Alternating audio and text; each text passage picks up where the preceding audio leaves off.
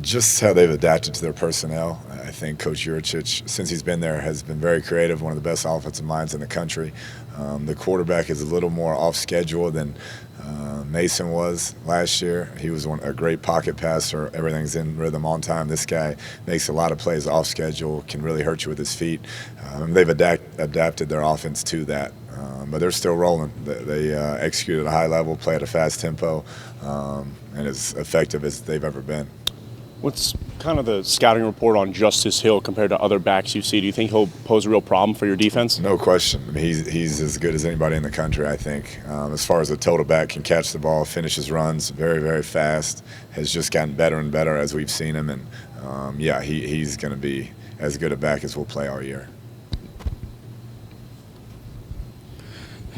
Just with the way Allen has developed so far, do you kind of feel like that first semester that he was here early, how much did that help him, and how much has that allowed him to kind of immerse himself in the game, the game plan and the playbook a little bit? Yeah, that's huge.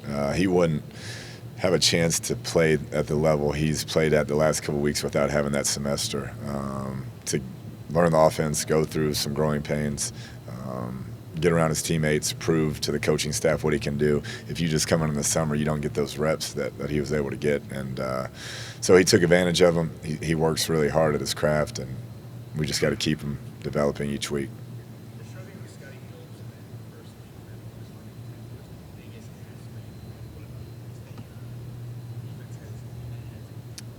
Yeah, I'm not sure. I mean, we'll find out this week. We can't give up those big plays in the run game like we did. We had guys in the back end who weren't getting those guys down and turned into 50, 60-yard runs, and that's something that we've worked on, and hopefully it's improved. We'll find out on Saturday. Coach, we were asking some this week they were expecting something like this from Antoine. They said in practice he's been snagging it for a while, and they've been kind of waiting for him to break out. Is that what you've seen from him? What have you really seen leading up to this week? Yeah, it started in the spring for me when we moved him back outside. His comfort level is definitely being an outside receiver, not on the inside. And he was having a great spring. Then he got hurt. He worked really hard in rehab to get back. He's come back bigger, faster, stronger. And he really works at his craft. Every day at practice, he goes as hard as he can at every rep he gets. And it's paid off. That was a breakout game. He had some unbelievable plays. And we just got to keep him coming. I mean, he's a long ways from where he can be, and he knows that. And so hopefully that built some confidence moving forward. Coach, what is it about playing in Stillwater that's been just, I guess, a bugaboo, so to speak, for the Texas Tech program since 2001? Is it the environment, or what really has contributed to that since it's been so long? Yeah, I mean, they're a very good program. It's obviously a tough place to play. I think you ask anybody in the conference, those fans are right on top of you. They have a great fan base, a great program, and Coach Gundy's built a powerhouse. I mean, they have great players. They recruit at a high level, have great facilities, and so it's a combination of things. That's the only answer I have. They beat a lot of people there. Coach, big win on Saturday. What did you take away that you liked the most from the team? What did you see that you liked the most? I think just finishing the game. When it was kind of going back and forth, we found a way to make enough plays there at the end to finish the game, both offensively and defensively. And that's what we were looking for when you're in those close games and those dogfights going in the fourth quarter. How do you finish? And that was the positive we took from it. I think obviously creating turnovers was such a big part of the team's identity last season. Only one against Ole Miss and then none last week. What can y'all do to get that ball rolling? Yeah, that's a great question. We've harped on it. We need that to happen as we move into conference. Having that many snaps last week and to not turn the ball over either offense was an impressive feat for those offenses. But we got to find a way to create turnovers and be disruptive on defense. Not there's so much an urgency, but heading into the next couple weeks against offenses like Oklahoma State and West Virginia, does it feel like it was nice to see the offensive how it was against Houston, just because you're going to have to score points the next couple weeks? Yeah, I think when you look at Ole Miss and Houston, they'll end up in top 10 in the country in offense. So you did at least get a kind of a barometer of what you're going to see. We all know in the Big 12, offense is played at an extremely high level, but those are two programs that really have their offense rolling with great offensive minds that have great talent. So I think hopefully it prepared us for the barrage we're about to see from a couple of great ones in a row, and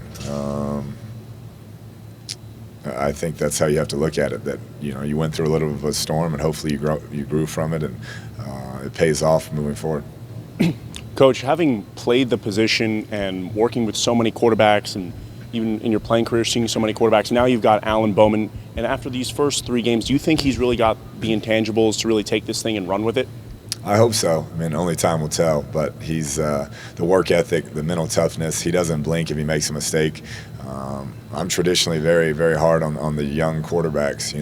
This is kind of how we coach that position in our room, and you earn your stripes, and he handles it well. And so hopefully that continues. But if he'll put in the work and continue to approach it the right way, he has some natural ability that we can work with. And how is Jay Sean progressing? We'll see. It'll be a game time decision. We're hoping that he can at least play some, but I'm not sure yet.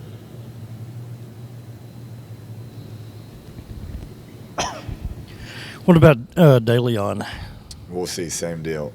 He's rehabbing, and we'll know on Saturday. Cliff, the Cornelius kid Taylor Cornelius from Oklahoma State, with him being a West Texas guy, how aware of him were y'all when he was in high school? Did he ever come down here to camp, or did y'all ever look at him? Yeah, I remember looking at him. Very good athlete. Thought he could play multiple positions, and he's done a nice job at quarterback for them. Big, tough, hangs in the pocket, sheds tackles, keeps things alive with his feet. Very impressed by him, and have a ton of respect for him to be there 5 years and wait his time. That doesn't happen very often this day and age in college football. Oklahoma State as a team, I looked at it before the year, and they lost 9 guys who started at least 29 games. Not only, of course, Mason Rudolph and James Washington, but veteran offensive linemen, both of the safeties. When you look at them on film, how have they managed to apparently reload and keep it going without missing a beat? Yeah, I just think they recruited really well. They developed players very well. They have a great strength and conditioning program. Coach Gundy has done a great job, with their coordinators there, and they got it rolling, at all positions. The fact that they blocked those couple of punts Saturday, does something like that help just because of the immediate, hey, this just happened last week? Yeah, no doubt. You got to be very aware. It's a wake-up call for those units. There's a sense of urgency when you see those 2 blocks that really turn the game in a big way there against Boise State. You can't have 2 block punts in a game and expect to win on the road against a quality team. And so there's no doubt it puts you on high alert to protect that unit. Since Dom, part of his game is kind of waiting to let the coverage get down there, he kind of have to speed up operation this week? Yeah, I think it's a feel thing. We run a different protection than Boise State, but we'll see. The first and foremost, we want to protect the punter and make sure we get it off, and we can't have something disastrous happen in that kicking game. What did you think of how active Preston Gordon was on Saturday? I thought he showed up. He's gotten better and better within our scheme. Very smart player, can play the tackle and nose position, and so proud of his development thus far. And now we get to conference, and you'd love to see him have an even bigger impact. Going back to Allen real quick, do you see any of yourself in him? No. I mean, I wouldn't have been playing as a freshman. I know that. It's just different the way they, are brought up through 7-on-7, and they have QB mentors, and they graduate early. These kids were getting to us a lot more of a, ready to go product than I was. So as a true freshman to step in and kind of lead the way he's doing, it's an impressive feat thus far. He's got a long way to go, but hopefully we can take a next step this Saturday. Coach Don mentioned so many people graduating, but it seems like a lot of familiar names in that wide receiving core. Can you speak to what problems they could pose for you guys this weekend? Yeah, they just reload. The Wallace kid is really showing up this year on film. Stoner's back. McCleskey is a dynamic player, so they do a tremendous job coaching those receivers, developing that position. They, just like we do here, they take a lot of pride in the wide receiver position, and every year they have a new guy that kind of steps up and takes over for them. Can you look back at that 2 years ago, that matchup, and maybe other than the missed extra point at the end, the most frustrating parts of that game?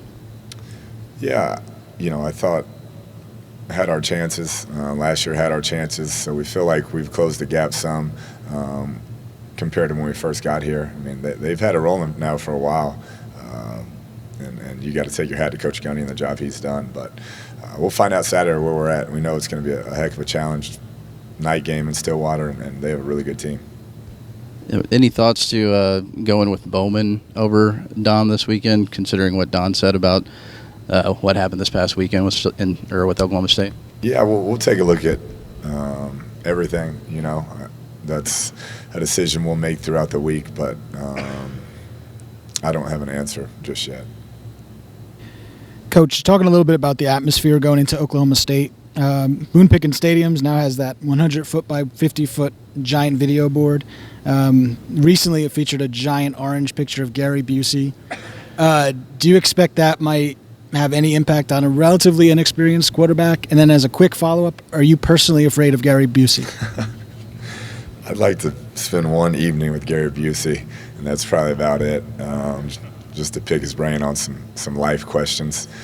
But it looks wild, there's no doubt. I saw the picture. I don't think that will affect us. I think it's a nice touch for them.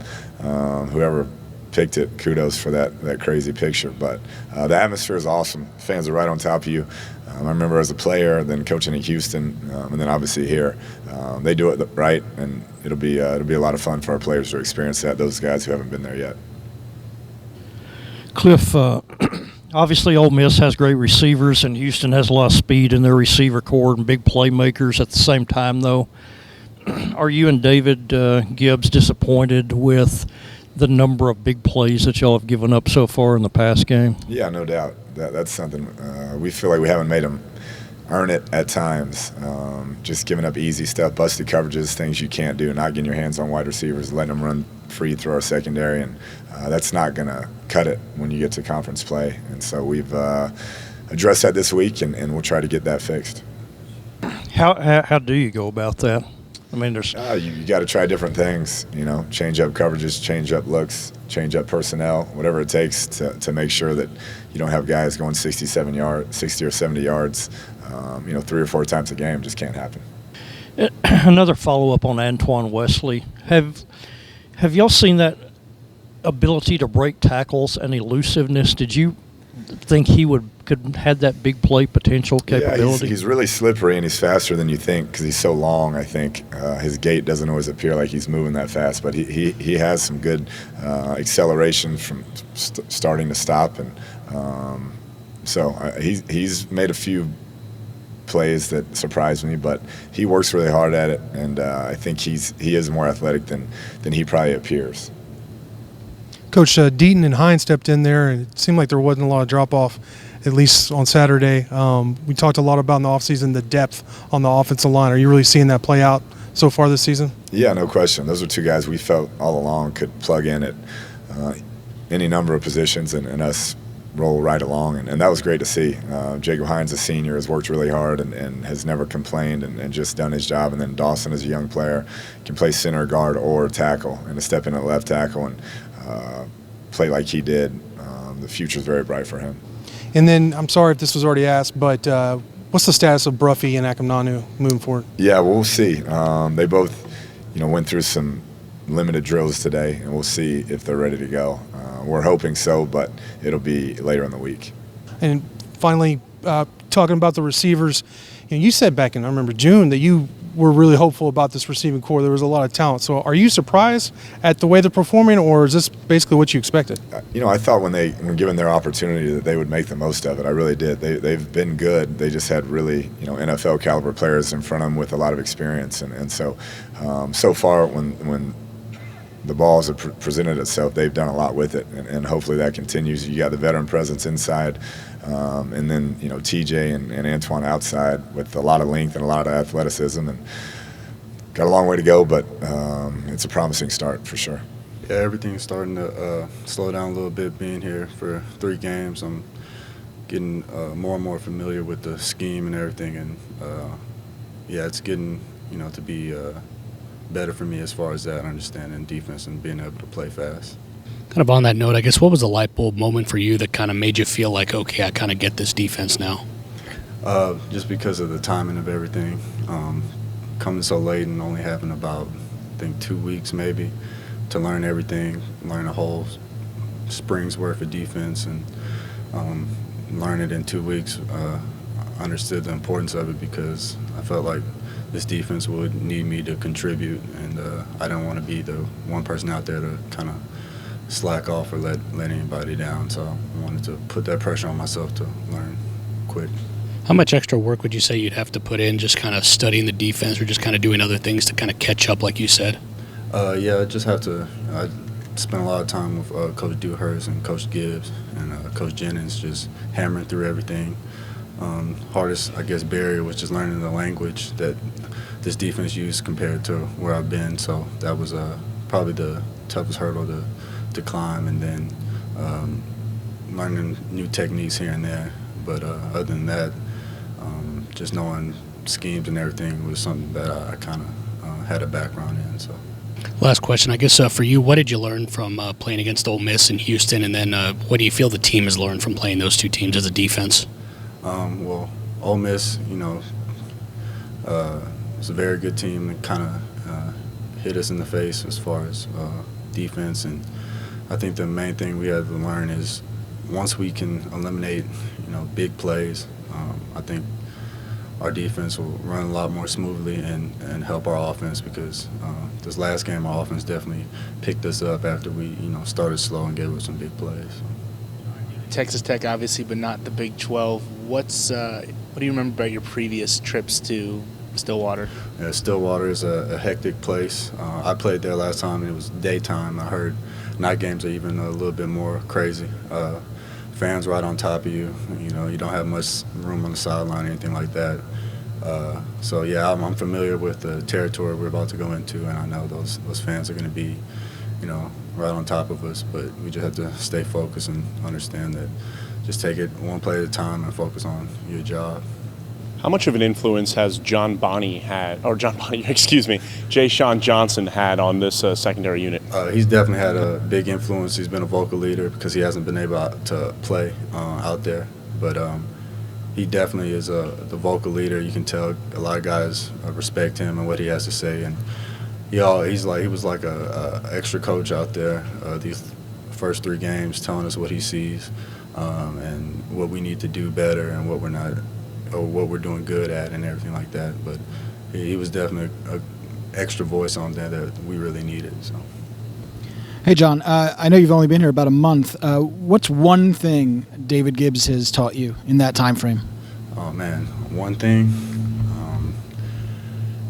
He has a background as being a DB, so a lot of his defense is, geared towards, him playing DB in his playing days. So having that, I think he calls a lot of defenses to where, it'll help DBs, but at the same time it'll put us in very uncomfortable situations, and that's something that we just have to, cope with. So I've learned a lot from him as far as, why he calls certain plays at certain times, and kind of just think through the mental psyche of why he would call certain things at certain times.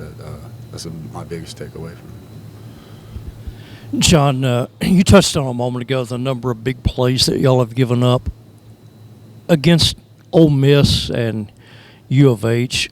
Was it simply an example of those are two teams that have really good receivers, and in Houston's case have a lot of speed, or do you feel like y'all helped them out also with maybe both? Right. I think it's a little bit of both. There's a lot of situations on both those games where we busted coverage and weren't communicating like we should have, and I think we did give them a lot. And then on top of that, they are very good athletes. So if you're giving up plays to really good athletes, you're going to be behind. So that's something that we have to fix, because in the Big 12, no matter what team you play, you're going to play against a bunch of speed and strong physical guys. So. And how much of a factor was just the speed of their not the foot speed, but the tempo that they played at? Because it seemed like watching it again last night, like the 79-yard, it looked like Doug was kind of run into a position at the snap. Right. The tempo was very fast, and that offense has its roots in with Baylor and how Baylor moves the ball real quickly, and that's one thing that they definitely did a really good job of. U of H did of just having a lot of tempo, knowing what plays they wanted to call and what call next, and at times it did put us out of position and everything like that. But at the same time, we got to understand that all week in practice that they're going to go fast, and a lot of teams in the Big 12 will continue to go fast. So that's something we're going to see week in and week out. So you just got to adjust to it in practice and keep hammering it in. John, following up on his wide receiver question, what are the experiences you've had against this group of Oklahoma State wide receivers? Man, it seems like every year they have, somebody that's going to be drafted high. Last year was James Washington, and I think they have McCleskey. He's really good. They have all 3 to 4 receivers are very, very good and very well coached. They're physical, and they play smart. So it's going to be a challenge. Oklahoma State, ever since I played them, have always been a challenge when it comes to receivers. So we definitely know what we're getting into and what we have to do every day in practice to get ready for these guys. Do you consider the performance and is it being played in the locker room in the like a good performance by the defense? I mean, you gave up 49 points, but also made 9 stops, 4 3-and-outs. I mean, they had a lot more plays when you're running that tempo. So, I mean, how do y'all look at the performance on Saturday? We look at it, I mean, there are definitely some bright spots, but when you watch film and you critique yourself, you don't really want to focus on, what you did good. You know what you did good. The main thing is being honest with yourself about what we did bad as a defense and focus on that, and you have to be kind of hard on yourself and be your own worst critic when it comes to that. So, we made some stops and everything like that, but thankfully our offense was firing on all cylinders and picked us up when we were down. So, You played in a lot of Big 12 games. What do you consider to be the toughest road place to play at? Well, definitely Stillwater is up there, and it'll always be up there. West Virginia, places like that, and actually here, I have when I played here a couple years ago, it was very, very, very hectic. So, but those 3 places usually are pretty hard to play, and it's just something that you're going to get into, especially at Stillwater. They're loud and are literally right next to you on the bench. So it's fun, though. I think that's one of the cool things about the Big 12 is it's all the different fan bases. So. Anything else? How does this place compare being a home? Well, it's definitely different. I know going out for the Lamar game, I was still kind of getting used to actually running out of the home tunnel here and everything like that. But it's definitely a good atmosphere, especially with the students. I mean, I didn't realize how big the student section was here. Like, I thought it was maybe 1 or 2 sections. It seems like it's like almost the whole lower deck almost. So that's pretty cool. And then, it's just this whole community, being out here in West Texas really, loves Red Raider football and have a lot of pride. So it's cool being around this type of tight-knit community. He's pretty composed. He doesn't really get rattled that much, and he's kind of just a guy that kind of stays even keel in there. For a freshman, that's really, really hard to come by. Davis was kind of like that, and I've had a couple of quarterbacks that have been like that over the years. Not much bothers him, which is good, and it can be kind of bad sometimes because some things need to get fixed. But he's working really hard, and his qualities are kind of showing. He can throw the ball, obviously, and he's smart. He's smart with the ball. I don't think he's turned the ball over yet, knock on wood. So hopefully that can keep up. How much did that first semester where he came in, graduated early, help him? He's improved dramatically from that spring ball. I wasn't really playing, but I got to be around him a little bit. ask him questions, just see how he was doing and how he was moving along with the offense, and it seems like he's kind of taking it on his own to, hold guys after practice, work on things, and he's asking questions himself, which is really good. Like I said, he's a guy that stays composed, and he's the kind of guy that is communicating with people, like the receivers, asking them, where they're going to be, how they want the ball, where they want the ball, stuff like that. So, that's really, really promising for somebody who's so young like him. Last question, I guess. What did y'all learn as an offense from last weekend? Just being a little bit more physical. 63 points is a lot of points, and from the outside looking in, it looked really good. But there's obviously some stuff we need to do in the run blocking game and some of the blocking stuff we have. Just be more physical. That's really the one thing that Coach Kingsbury has been harping on here this past week, and I think that's something we can fix. We're not a soft team. We have a lot of veterans in here that are not afraid to put their helmet on somebody, or with the rules permitted, put their hands on somebody. We'll say it like that.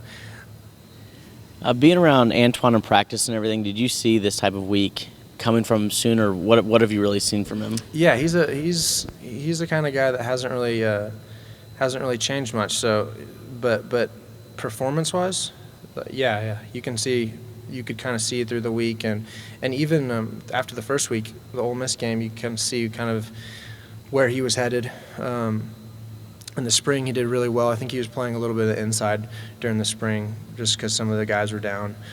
We didn't have most of our inside guys, but he's really special. His ball skills are second to none. Kind of reminds me of a little bit of Dylan Cantrell, and he's obviously gotten faster. I was faster than him at one point, which is something to say.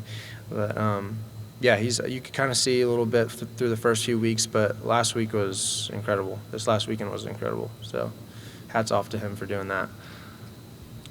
We're seeing the phrase "lock the gates" a lot on social media lately. Is that something hanging up in the locker room? What exactly does it mean to y'all? And could you just talk about that a little bit?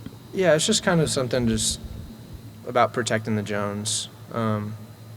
It's something that kind of Coach Kingsbury is really, really big on, and our the leadership here is kind of big on. We need to win games at home. That's what needs to happen for us to be where we want to be at the very end of the year. So lock the gates is kind of just a cool thing to do, and to get some of our guys riled up there to protect the Jones.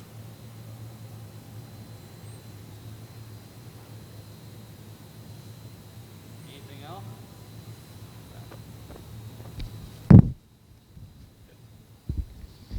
Non-football related here, but are you and Cliff growing out your beards together? Is that the game plan? I don't know.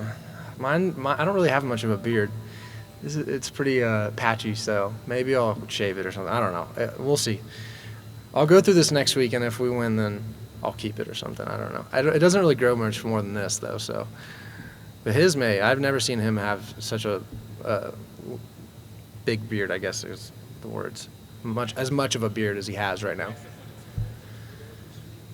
I think he said he wanted to keep it. I don't know if he'd say the same thing, but I think that's kind of the plan. And I don't know if he wants to jinx himself with saying anything otherwise. So I'll keep it at that. I don't know. Well, I think it is. It looks good. So maybe she keep it if we're winning.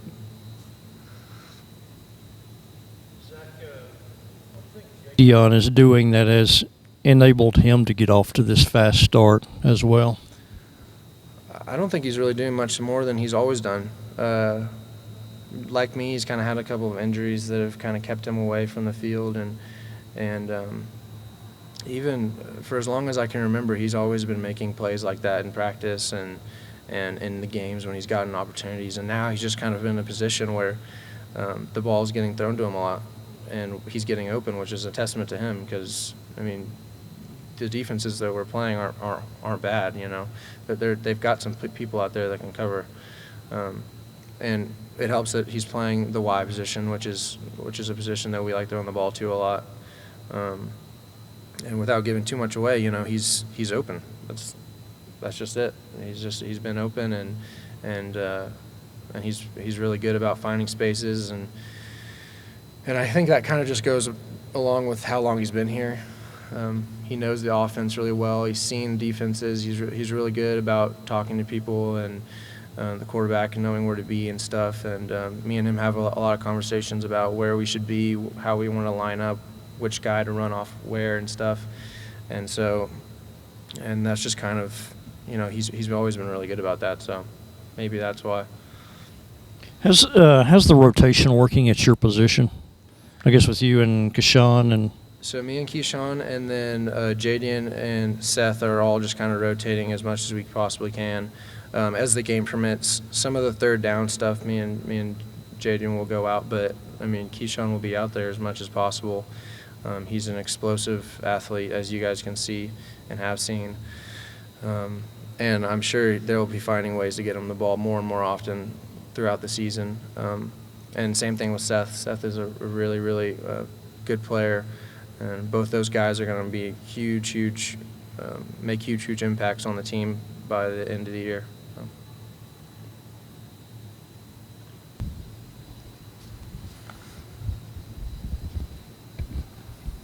You think Allen's ready for this first true road test? Yeah, I think he is. I think he's had a couple of games under his belt. He's played against an SEC team that has a lot of speed on the field, a lot of size on the field, and that's kind of what Oklahoma State is. They're a big team. They'll be physical, and it's going to be tight windows that he's going to have to figure out where to throw the ball. But I think he's ready. I think he's kind of the kind of guy that's going to be smiling in the huddle and stuff, making jokes, cracking jokes and stuff. And so I don't think that'll faze him. I think he'll be fine. All in the huddle, have you seen him be more confident, or has he always just kind of been like that? He's just been louder, just talking more. As the spring went on, I was trying to get him to.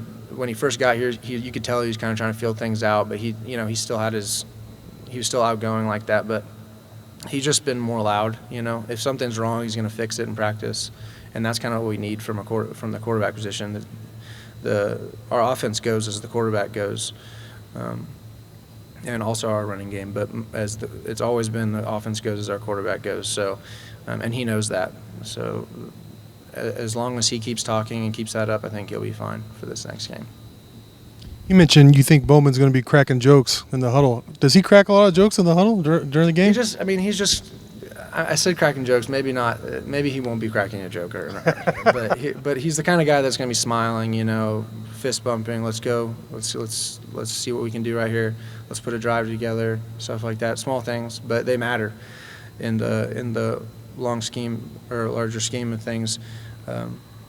Especially to the guys that are new in the huddle, like Tazon and even me, who hasn't been out there for 2 years. That matters to me. Hearing the guy that's leading the offense, he's not worried about things, and he's kind of even keeled there. But cracking jokes, I don't know. I was just kind of. Yeah, I don't have any jokes. He's a funny guy, though, I guess. Not many jokes that he's told me, though.